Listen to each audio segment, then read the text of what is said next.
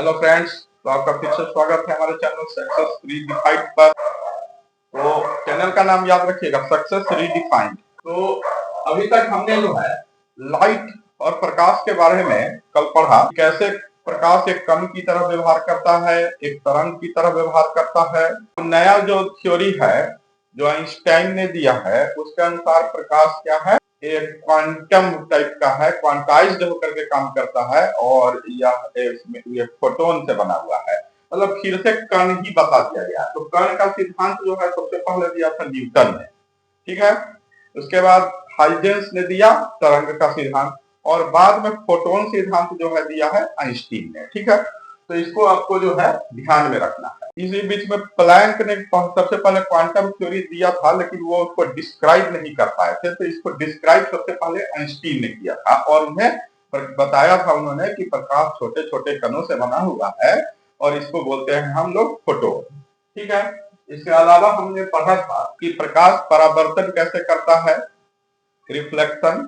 Reflection के जो दो दो मुख्य नियम है उसके बारे में भी हमने जाना था कि जो आपतित कोण होता है और परावर्तित कोण होता है वो दोनों हमेशा बराबर होते हैं। साथ ही आपतन कोण, परावर्तन कोण और आपतन बिंदु पर जो डाला गया विलंब है, नॉर्मल है, वो तीनों एक ही तल में होते हैं। तो ये दो नियम हमने रिफ्लेक्शन का भी पढ़ लिया था। साथ में हम लोगों ने अपवर्तन पढ़ा था। अपवर्तन में होता है कि जब एक माध्यम से दूसरे माध्यम में प्रकाश की किरणें जाती है तो वह जो है या तो अपने अभिलंब की तरफ या अभिलंब के दूर मुड़ जाती है। तो इस प्रक्रिया को हम लोग रिफ्रैक्शन या अपवर्तन कहते हैं, ठीक है। तो इस प्रकार से हम लोगों ने जाना था कि अपवर्तन जो है, जैसे कोई सिक्का अगर पानी में रखा हुआ है तो वो अपने तल से थोड़ा उल्टा उठाई देता है, ये अपवर्तन के कारण होता है। तारे जो है टिमटिमाते हुए नजर आते हैं, ये सब अपवर्तन के कारण होता है। तो हमने जाना था कि कई प्रकार के जो घटनाएं हैं वो अपवर्तन के कारण होती है। इसी प्रकार से उसके अलावे कल हमने जो है और भी जो शुरुआती टॉपिक है इसके उसके बारे में अध्ययन किया था। अब हम लोग नेक्स्ट टॉपिक पर आते हैं जो काफी इंपॉर्टेंट है। इसके अलावा हम लोगों ने पूर्ण आंतरिक परावर्तन भी कल पढ़ा था, जिसमें कि है कि अगर आपतन कोण जो है उसका मान अगर क्रांतिक कोण से अधिक हो जाए तो ऐसी स्थिति में प्रकाश की किरणें उसी माध्यम में वापस लौट जाती है। तो इसको बोलते हैं पूर्ण आंतरिक परावर्तन। और ये हमेशा ही तब होता है जब सघन माध्यम से कोई प्रकाश की किरण विरल माध्यम की ओर आती है, ठीक है। तो सघन माध्यम से अगर कोई प्रकाश की किरण विरल माध्यम की तरफ जा रही है तो हमने क्या पढ़ा था कि वो अपने अभिलंब से दूर चला जाता है। तो वो इतना दूर चला जाए, ठीक है, कि वह क्रांतिक कोण से ज्यादा हो जाए, मतलब 90 डिग्री से ज्यादा हो जाए। तो 90 डिग्री से ज्यादा आपतन कोण कभी हो नहीं सकता है। तो ऐसा ऐसा कोण पर किरण को आपतित करना रहता है जिसके कि वह जो है जो परावर्तन का जो कोण है वह जो मतलब क्रांतिक कोण जो है वो 90 डिग्री से ज्यादा हो जाए। तो ऐसी स्थिति में किरणें जो है उसी माध्यम में परावर्तित हो जाती है और ऐसे परावर्तन को पूर्ण आंतरिक परावर्तन कहते हैं, total internal reflection. Total internal reflection के बारे में हम लोग जाना था, मरीचिका वगैरह उसका सबसे बेस्ट उदाहरण है, ठीक है। आजकल ऑप्टिकल फाइबर से लेकर बहुत सारे जगहों पर पूर्ण आंतरिक परावर्तन का इस्तेमाल हो रहा है। तो अब हम लोग आगे के टॉपिक देखेंगे जिसमें जो काफी महत्वपूर्ण है और फिर समझेंगे कि प्रकाश किस प्रकार से व्यवहार करती है, ठीक है। बहुत सारे कॉम्पिटेटिव एग्जाम में ये सारे टॉपिक आते हैं।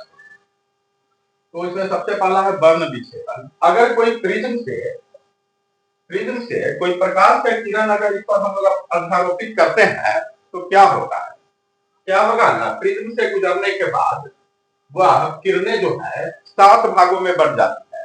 ये किरण क्या है, सफेद कलर की है, श्वेत किरण है, व्हाइट है। लेकिन जब ये प्रकाश की किरण प्रिज्म पर पड़ता है, और ये प्रयोग सबसे पहले किसने किया था, न्यूटन ने ही किया था। न्यूटन जिन्होंने गुरुत्वाकर्षण का नियम दिया था, गति के नियम दिया था, उन्होंने ही सबसे पहले यह भी नियम दिया था। उन्होंने ही सबसे पहले प्रिज्म से प्रकाश की किरणों को तोड़ा था। तो इसमें जब हम देखते हैं कि जब प्रिज्म से होकर के प्रकाश की किरणें गुजरती है तो वो 7 भागों में बंट जाती है। ठीक है, तो ये जो प्रकाश की किरण आई तो इसमें हम लोग देखेंगे कि जो सबसे कम विक्षेपण होगा वो रेड में होगा। ठीक है, और जो आपने देखा कि सबसे कम विचलन किसमें हुआ, रेड में, और सबसे ज्यादा किसमें हुआ, वायोलेट में। ऐसा इसलिए हुआ क्योंकि वायोलेट का जो मतलब बैंगनी, हिंदी में इसको क्या बोलेंगे, बैनी, याद करने के लिए याद कर लेना है इसको, क्या है ये, बैनी आह पिनाला, बैंगनी, नीला, आसमानी, हरा, पीला, नारंगी और लाल। ठीक है, violet, indigo, blue, green, yellow, orange and red. जब भी कोई प्रकाश का किरण डालेंगे वो इसी क्रम में होगा, मतलब ऐसा नहीं होगा कि एक बार ऐसे हुआ है दूसरा बार में येलो पर हो जाएगा, ऐसा नहीं होगा। मतलब हमेशा 100 बार कीजिएगा तो 100 बार ऐसे ही आएगा, 1 करोड़ बार कीजिएगा तो 1 करोड़ बार ऐसे ही आएगा। ठीक है, मतलब ये क्योंकि ऐसा इसलिए है क्योंकि ये तरंग दैर्घ्य के हिसाब से है। तरंग दैर्घ्य क्या है, वेवलेंथ जिसको बोलते हैं, वो वेव का लेंथ है। ये जो है ऐसे ऐसे मान लीजिए वेव जा रही है ना, तो ये जो है, ये जो लेंथ है इसी को तो तरंग दैर्घ्य बोलते हैं। ये सब एक बराबर होता है। ये जो वेवलेंथ है इसी के आधार पर ना वो वेवलेंथ बना हुआ है, तो जो वेवलेंथ है वही रहेगा, वो चेंज नहीं होगा। तो वेवलेंथ क्या है, प्रकाश का जो वेवलेंथ है वो 3900 वेवलेंथ मानते हैं कितने एंगस्ट्रम में, 3900 एंगस्ट्रम को 7800 एंगस्ट्रम होता है प्रकाश का वेवलेंथ, तरंग दैर्घ्य।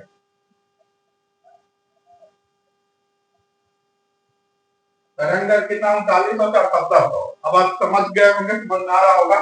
वायलेट का कितना होगा, 3900। ठीक है, और रेड का कितना है, 7800। इसका क्या है, 7800 है, इसका 3900 है, और इसी प्रकार से क्रम से बीच में उसका सबका अलग अलग है।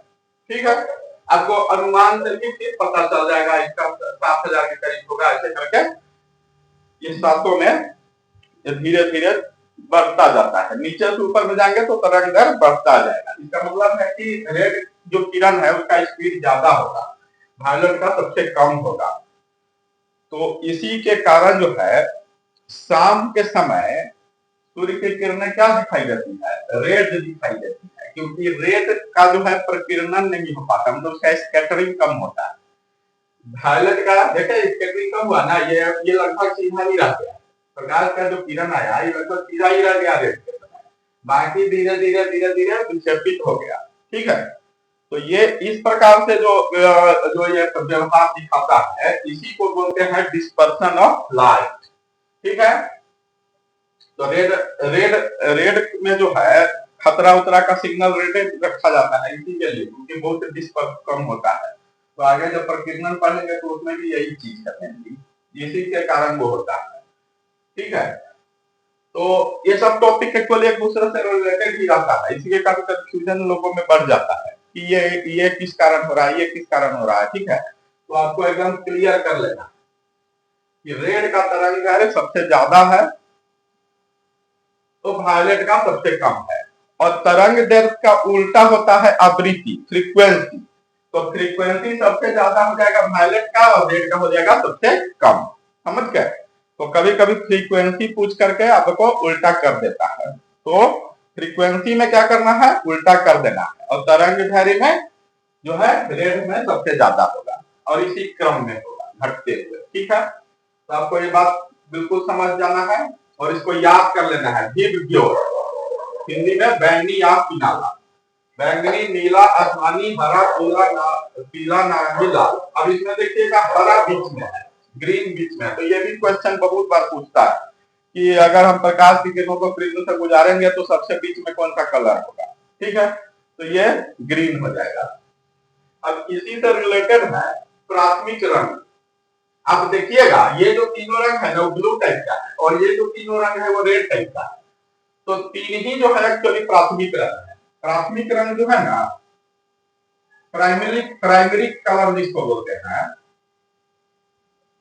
प्राथमिक रंग कितने हैं? 3 है, लाल, नीला और हरा। 3 ही प्राथमिक रंग है, ठीक है। लाल, नीला और हरा 3 ही प्राथमिक रंग है, और उसको ऐसे दिखाते हैं। तो ये हो गया लाल, और ये हो गया हरा, और ये हो गया नीला, ठीक है। तो लाल, हरा और नीला 3 ही प्राथमिक रंग होते हैं। तो रंगों के बारे में भी बहुत बार क्वेश्चन पूछता है और बच्चे कंफ्यूज हो जाते हैं, तो कंफ्यूज नहीं होना है। जब भी पूछा जाए प्राथमिक रंग कितने हैं, तो 3 है। और जब इस तीनों प्रकाश को हम अगर मिलाएंगे तो किस कलर का प्रकाश मिलेगा हमें? सफेद कलर का, व्हाइट प्रकाश मिलेगा। क्योंकि मेनली तो सूर्य के प्रकाश में 3 ही कलर है ना, तो 3 ही है। ये मिलकर बनेगा क्या? सफेद, ठीक है। ये सफेद कलर बनाएगा। प्राथमिक रंगों को हम लोग मिलाएंगे तो सफेद कलर बनाएंगे, और इसी 3 प्राथमिक रंग से टेलीविजन, जो रंगीन टेलीविजन सेट होता है, उसमें सिर्फ इसी 3 प्राथमिक कलर का इस्तेमाल होता है, और इसी तीनों के संयोग से अन्य कलर भी डिफरेंट कॉम्बिनेशन में बनता है, और मुझे हम लोगों को दिखाई देता है कि वो उस कलर का हम लोग देख रहे हैं। मल्टीपल कलर का जो है प्रोग्राम्स देखते रहते हैं टेलीविजन पर, लेकिन वो उसमें यूज सिर्फ 3 ही कलर होता है। जैसे कंप्यूटर में बाइनरी डिजिट 0101 होता है, वही यूज होता है, लेकिन हम लोगों को तो हर चीज दिखता है कंप्यूटर में, लेकिन कंप्यूटर सिर्फ कोडिंग में 0 और 1 का भाषा ही जानता है। समझ सकते हैं ना इस चीज को? ये भी इम्पोर्टेंट चीज है, तो इसका बारे में कभी और डिस्कस करेंगे, ठीक है। तो लाल, हरा और नीला 3 ही कलर उसमें फिट होता है टीवी में, लेकिन हम लोगों को सैकड़ों कलर कॉम्बिनेशन दिखाई देता है। इसी तीनों से बनता है बाकी, इसीलिए ये 3 ही प्राथमिक कलर है। अब अगर हम लोग लाल और हरा को अगर मिलाते हैं तो बनता है कौन सा कलर? पीला, ठीक है। और अगर लाल में नीला अगर आप मिला दे तो बनेगा क्या? Magenta colour, magenta. तो लाल, हरा, हाँ हो गया। और अगर हरा और नीला को अगर हम लोग बनाएंगे, मिलाएंगे, तो क्या होगा? गहरा नीला कलर बनेगा, गहरा नीला। मोर वोर में होता है ना, तो गहरा नीला कलर बनेगा अगर ये तीनों को मिलाएंगे तो ये पीला, गहरा नीला और मेजेंटा, ये तीनों कलर क्या है? ये तीनों है द्वितीयक कलर। बहुत बार क्वेश्चन में पूछता है, ये तीनों क्या है? द्वितीयक कलर, सेकेंडरी रंग। क्वेश्चन पूछता है द्वितीयक रंग। तो अगर आप देखेंगे कि जो भी प्राइमरी रंग है उसके सामने के अगर द्वितीयक रंग में अगर आप मिलाएंगे तो वो सफेद कलर देगा, ठीक है।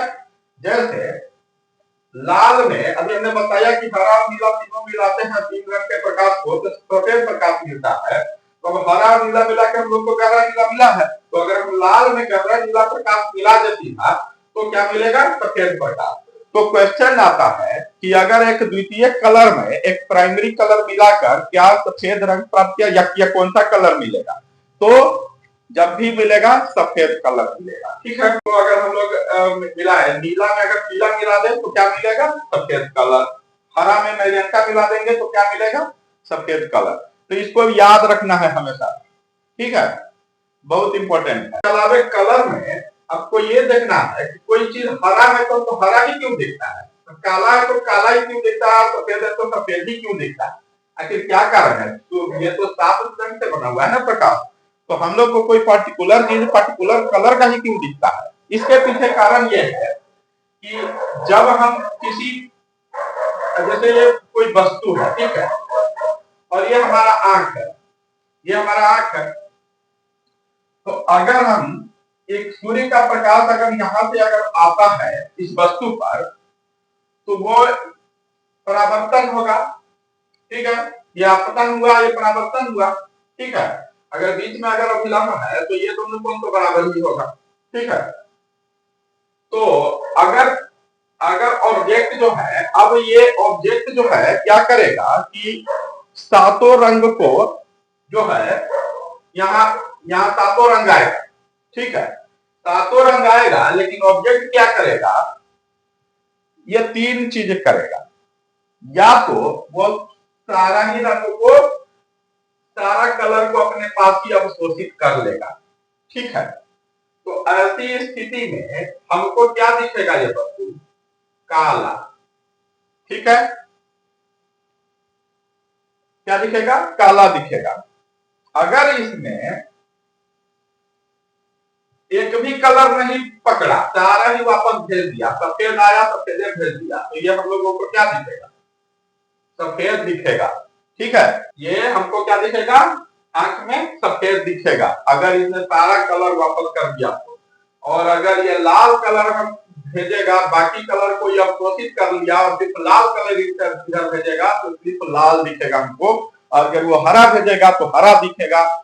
मतलब उसमें क्या होगा कि बाकी 6 कलर अवशोषित कर लेगा वो। ठीक है, तो जब कोई वस्तु लाल है तो क्या होगा कि लाल प्रकाश के अलावे या व्हाइट प्रकाश के अलावे किसी दूसरे कलर के प्रकाश में अगर हम इसको देखेंगे तो हमको ये वस्तु हमेशा क्या दिखेगा? काला।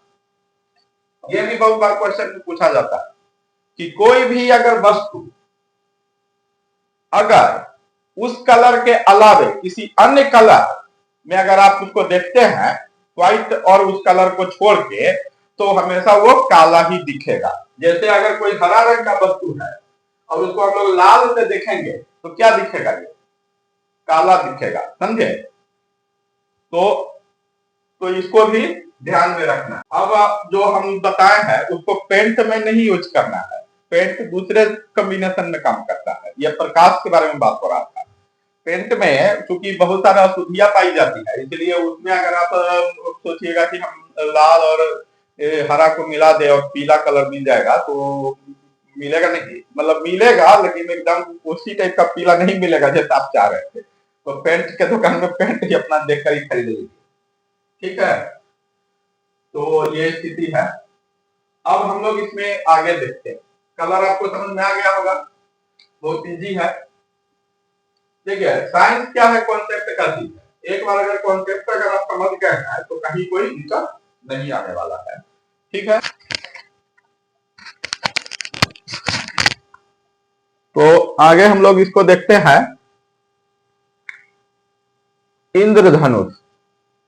अगला टॉपिक हमारा है क्या? रेनबो। रेनबो जिसको बोलते हैं इंद्रधनुष। इंद्रधनुष में क्या होता है कि यह हमेशा सूरज के दूसरे साइड में बनेगा, मतलब सूरज के अपोजिट साइड में बनेगा और दिन के 12 बजे के आसपास नहीं बनेगा, हमेशा शाम या सुबह के समय ही बनेगा और जिधर सूर्य रहेगा उसके अपोजिट डायरेक्शन में ही हमेशा बनेगा ये। ठीक है, तो ये किस सिद्धांत पर काम करता है, कैसे करता है, इसको समझिए। देखिए, इसमें क्या होता है कि ये सूर्य है। ठीक है, ये सूर्य है और वर्षा के बूंदे जो है ना अटकी हुई रहती है रास्ते में।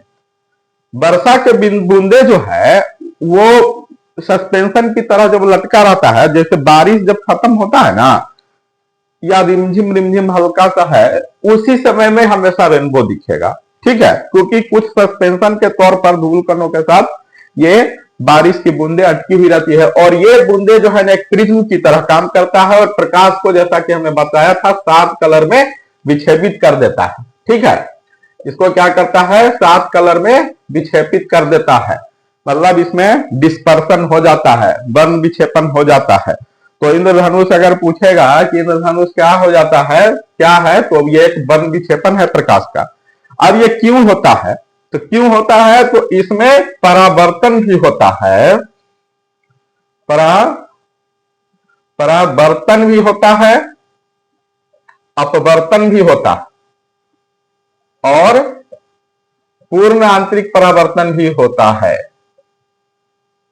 बहुत बार ये क्वेश्चन पूछता है कि इंद्रधनुष क्यों बनता है?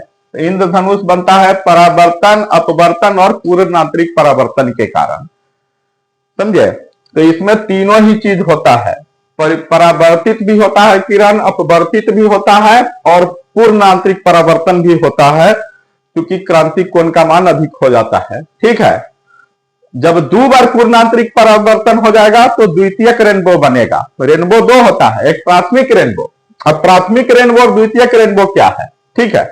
तो प्राथमिक रेनबो होता है, प्राथमिक रेनबो अगर बना हुआ है कहीं, ठीक है, ये प्राथमिक रेनबो है, 1 2 3 4 5 6 7, ये प्राथमिक रेनबो है, ठीक है। तो इसमें रेड आगे में होगा और वायलेट नीचे में होगा, ठीक है।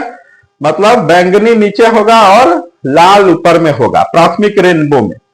जबकि जो द्वितीयक रेनबो बनेगा उसमें उल्टा हो जाएगा, उसमें वायलेट ऊपर में होगा और रेड नीचे में होगा, क्योंकि ये पूर्ण आंतरिक परावर्तन दोबारा होने के कारण ये उल्टा हो जाता है, ठीक है, उल्टा दिखता है एक्चुअली, समझे।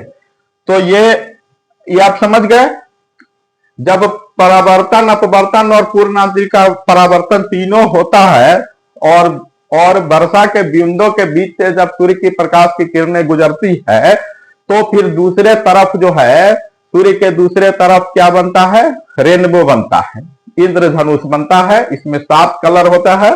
बहुत बार क्योंकि ये जो कलर है नीचे वाले वायलेट, इंडिगो, ये सब प्रकर्णित हो जाते हैं जिसके कारण दिखते ही नहीं है, और ये सिर्फ 5 कलर दिखते हैं। तो ये भी कई बार परीक्षा में पूछा जाता है कि अगर इंद्रधनुष में 5 ही कलर दिख रहे हैं तो वो कौन से कलर होंगे या कौन से कलर नहीं दिखेंगे, किसका प्रोबेबिलिटी है सबसे ज्यादा को नहीं दिखेंगे। तो जाहिर है कि वायलेट वाले जो है वो नहीं दिखेंगे, इसमें भी वायलेट वाले नहीं दिखेंगे, ठीक है, समझ गए बात। तो यह स्थिति है, इसको समझ लीजिए आप। तो प्राथमिक और द्वितीयक भी समझ गए। इंद्रधनुष किस सिद्धांत पर काम करता है, तो परावर्तन, अपवर्तन और पूर्ण आंतरिक परावर्तन, ठीक है। इंद्रधनुष में क्या होता है, तो प्रकाश का वर्ण विक्षेपण हो जाता है, क्योंकि एक प्रिज्म की तरह काम करता है वर्षा की बूंदे, ठीक है। अब हम लोग देखेंगे प्रकीर्णन। क्या होता है ना कि सूर्य से जब किरण आती है प्रकाश की, सूर्य अगर यहां है, ठीक है, तो यहां से प्रकाश की जब किरणें आती है तो क्या होता है कि रास्ते में ढेर सारे माध्यम है, उसमें धूल के ढेर सारे कण है। तो धूल कण जो होते हैं, धूल कण से टकराकर प्रकाश की किरणें जो है ना बिखर जाती है, और इस बिखराव को बोलते हैं प्रकीर्णन, स्कैटरिंग ऑफ लाइट। इसमें क्या होता है, जैसा कि हमने अभी आपको बताया था कि बैंगनी कलर जो है, नीला कलर, वो ज्यादा प्रकीर्णित होता है क्योंकि उसका तरंग दैर्घ्य कम होता है, तो वो प्रकीर्णित ज्यादा हो जाता है, वो कम स्टेबल होता है, वो प्रकीर्णित हो जाता है। तो इसी के कारण, प्रकीर्णन के कारण जो स्कैटर हो जाता है, तो ब्लू कलर ज्यादा प्रकीर्णित होता है, इसलिए आकाश में क्या दिखता है, नीला दिखाई देता है। ये क्या है, प्रकीर्णन का उदाहरण है। ये बहुत बार परीक्षा में पूछता है कि आकाश नीला क्यों दिखता है, तो सूर्य के प्रकीर्णन के कारण। कई बार जैसे यूपीएससी के एग्जाम्स वगैरह जो एक कठिन परीक्षा है उसमें इसको घुमा देता है कि क्यों होता है ये, तो बताना वही है कि रास्ते में जो धूलकण वगैरह होते हैं उससे टकरा करके प्रकाश की किरणें जो है विकृत हो जाती है, प्रकीर्णित हो जाती है, और इसी के कारण हमें आकाश नीला दिखाई देता है, और इसी के कारण समुद्र भी हमें नीला दिखाई देता है प्रकीर्णन के कारण ही, ठीक है। तो प्रकीर्णन आप समझ गए कि प्रकीर्णन के कारण क्या होता है, आकाश नीला क्यों दिखता है, तो प्रकीर्णन के कारण। इसको एकदम याद रखना है, ठीक है। अब है विवर्तन। डिफ्रैक्शन जो है बहुत स्मॉल टॉपिक है। इसमें क्या होता है कि अगर मान लीजिए कोई ये है, एक दीवार है या कुछ है, उसमें एक छोटा सा छेद कर दिया जाए, तो इससे होकर जब प्रकाश की किरणें गुजरेगी इस दीवार, इस छेद से, तो इस पर जो है ना जब आएगी तो ये सीधा नहीं आकर क्या होगा कि इधर तरफ थोड़ा नीचे की तरफ आ जाएगी, ठीक है, एकदम अपना सीधा रेखा में नहीं जाकर ऐसे आएगी। इस घटना को क्या बोलते हैं, प्रकाश का डिफ्रैक्शन बोलते हैं। इसमें जो है प्रकाश को अगर सूक्ष्म छिद्र से गुजारा जाता है तो वो अपने पथ से भटक जाता है। कई बार अगर छेद ऊपर में है तो वो इधर ही ऐसे होकर उसमें घुस जाएगा, ठीक है। तो इस घटना को हम लोग क्या बोलते हैं? प्रकाश का विवर्तन बोलते हैं। इसको सबसे पहले जो है थॉमस यंग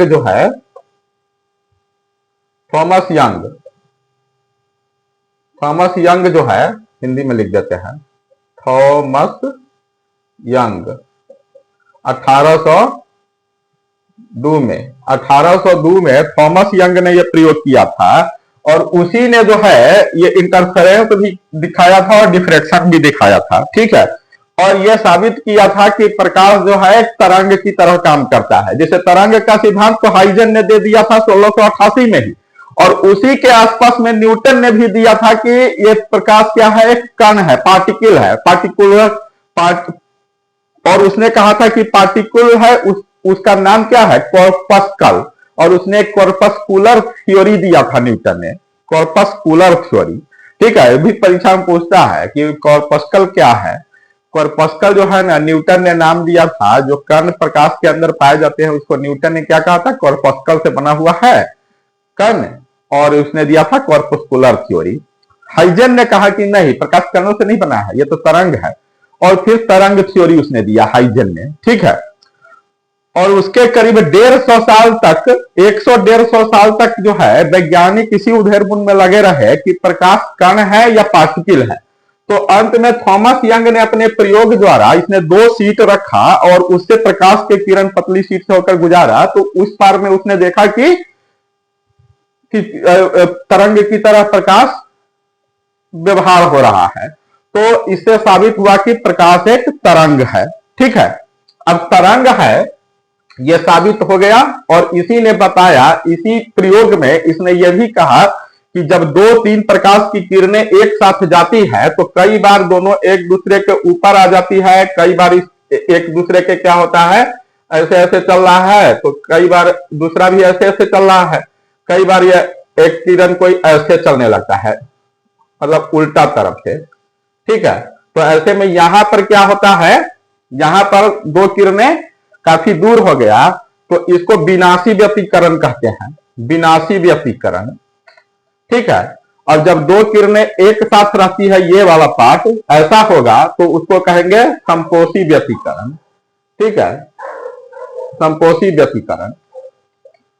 तो ये सिद्धांत सब थॉमस यंग ने दिया था और साबित किया था कि प्रकाश एक तरंग की तरह व्यवहार करती है, और डिफ्रैक्शन के आधार पर ही ये पता चला कि प्रकाश की किरणें क्या है? एक अनुप्रस्थ तरंग है, अनुप्रस्थ तरंग है ये भी पता चला इसी के कारण, डिफ्रैक्शन के कारण ही पता चला कि प्रकाश एक अनुप्रस्थ तरंग है। ठीक है, तो ये सब चीज आपको समझ में आ गया होगा। अब जो है इससे अगर हम लोग आगे देखें तो क्या होता है कि थॉमस यंग ने तो बता दिया कि प्रकाश एक तरंग है, तो लेकिन जो है ध्वनि भी तरंग है। तो ध्वनि तो एक माध्यम में चलता है जैसे कि हवा, लेकिन प्रकाश निर्वात में भी चलता है। तो निर्वात में चलता है तो फिर आखिर उसके लिए तो कोई माध्यम होना चाहिए जब तरंग है। तो एक माध्यम, काल्पनिक माध्यम बताया वैज्ञानिकों ने कि ईथर नाम का माध्यम बताया कि निर्वात में ईथर होता है और उसी के सहारे प्रकाश चलता है। लेकिन थॉमस प्लैंक ने क्वांटम थ्योरी दिया, मैक्स प्लैंक। ठीक है, 1900 ईस्वी के आसपास मैक्स प्लैंक ने कहा कि मैक्स प्लैंक ने जो क्वांटम थ्योरी दिया उसमें उसने और कुछ तो साबित नहीं किया, लेकिन यह साबित हो गया कि सूर्य जो है वो ईथर नाम का कोई मीडियम नहीं है, और प्रकाश के किरण जो है किसी ईथर उथर नाम के मीडियम में नहीं चलता है, और ईथर का कोई भी न माप निकाल पाया था, न कोई इसका आयतन वॉल्यूम कुछ निकाल पाया था, न ही इसका कुछ पता चल पाया था। तो बाद में यह स्पष्ट हो गया कि ईथर नाम का कोई मीडियम नहीं है। और फिर जो है प्लैंक के थ्योरी के आगे बढ़ाते हुए आइंस्टीन ने बताया कि न सिर्फ जो है ये प्रकाश के कण, बल्कि जो है जितने भी ये कण है, परमाणु है, ये सभी जो है फोटोन, एक ऊर्जा का स्रोत एक होता है, और उसने इसका नाम दिया क्या? फोटोन। और बताया कि ये क्वांटाइज्ड होते हैं, कोई भी जो प्रकाश के किरण होते हैं उसमें एक ऊर्जा का मात्रा होता है, वो क्वांटाइज्ड होते हैं। और वो बने होते हैं किससे? फोटोन की किरणों से, फोटोन से बने होते हैं। और बाद में जो है, जो परमाणु विज्ञानी वगैरह थे, नील्स बोर और अन्य, उन्होंने भी बताया कि न सिर्फ जो है प्रकाश, बल्कि परमाणु में भी फोटोन होते हैं, वो भी क्वांटाइज्ड होते हैं, वो भी क्वांटम से बने होते हैं। तो क्वांटम थ्योरी जो मैक्स प्लैंक ने दिया था, वो आगे चल के काफी कारगर सिद्ध हुआ। मैक्स प्लैंक तो ज्यादा नहीं बता पाए, लेकिन ये बता दिए। ठीक है, तो ये चीजें हैं इसमें। इसके अलावे अगर आप देखें तो अब इंटरफेरेंस जो है, प्रकाश का जो इंटरफेरेंस है, व्यतिकरण, इसके कारण क्या होता है कि सोप जो है, साबुन का जो बुलबुला होता है, वो हमें रंगीन दिखता है। वो किसके कारण होता है? इंटरफेरेंस ऑफ लाइट के कारण। ठीक है, अगर पानी पर अगर तेल जो है डाले तो वो चमकता हुआ ऊपर में व्यतीत होता है, वो किसके कारण होता है? इंटरफेरेंस के कारण होता है। तो आप को ये सारे चीजें समझ में आ गया होगा, और लगभग प्रकाश से रिलेटेड हम लोगों ने शुरुआती जो बेसिक टॉपिक है उसको खत्म कर लिया है। अब इसके आगे जो है हम लोग प्रकाश के जो यंत्र है, इसके अलावा मानव नेत्र है, और उसके जो बीमारी है और लेंसेस है, उस सब के बारे में हम लोग अगले वीडियो में पढ़ेंगे। तब तक के लिए धन्यवाद। आप लोग इस वीडियो को ज्यादा से ज्यादा शेयर करें, सब्सक्राइब करें चैनल को। धन्यवाद।